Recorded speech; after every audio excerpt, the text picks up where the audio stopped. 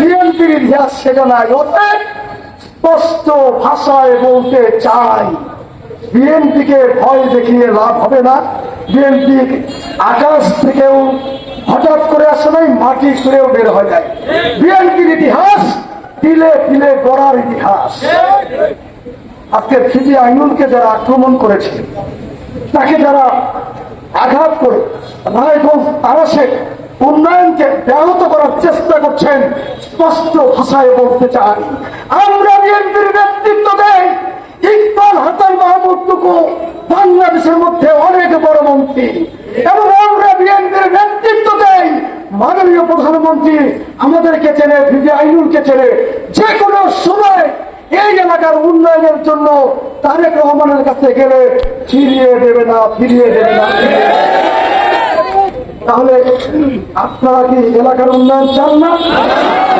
Police প্রশাসনের কথা বললেন, পুলিশ প্রশাসনের কথা আমি বলবো না। আমি ধন্যবাদ জানাবো, আসামি ধরেছেন, কিন্তু সঠিক জায়গায় ধরেছেন কিনা, সঠিক লোক ধরেছেন কিনা, সেজন্য আমরা একটা তদন্ত কমিটি করছি।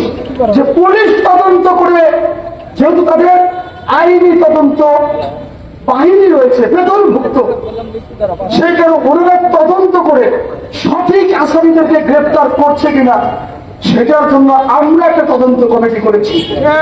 বিএনপির নেতৃত্বে একটা তদন্ত কমিটি করেছি। ওনারা কি করে আমরা এটা দেখব, এবং সত্যিকারের ঘটনার সাথে যারাই জড়িত থাকবে, যে কেউ জড়িত থাকবে, তাদেরকে আইনের আওতায় নিয়ে আসতে হবে। মুক্তিযুদ্ধের ইতিহাস তোমরা বলতে পারবে না, কারণ মুক্তিযুদ্ধের বিরোধিতা করেছিলে, মুক্তিযুদ্ধের বিরোধিতা করেছিলে তোমরা।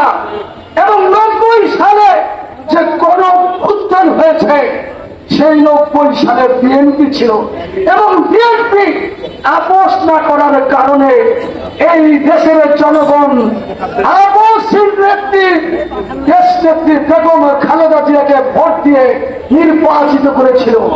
তাই আজকে বলতে চাই, কারো মুক্তিযুদ্ধ নাই, কারো আবার জুলাই যুদ্ধ নাই, কিন্তু আল্লাহর রহমতে বিএনপির সবই আছে। জুলাই যুদ্ধ, মুক্তিযুদ্ধ, 90-এর গণ আন্দোলন সবই আছে। এবং যারা অনেকেই মুরব্বীরা দাঁড়িয়ে আছেন টুপি পরে, আমার নেতা শহীদ রাষ্ট্রপতি জিয়াউর রহমান সংবিধানের প্রথম বিসমিল্লাহির রহমান দিয়ে শুরু করে ইসলামিক মূল্যবোধের সরকার গঠন করেছিলেন।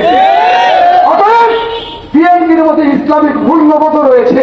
মিথ্যা কথা বলে 72 টিকিট বিক্রি করে বিএনপি রাষ্ট্রীয় ক্ষমতায়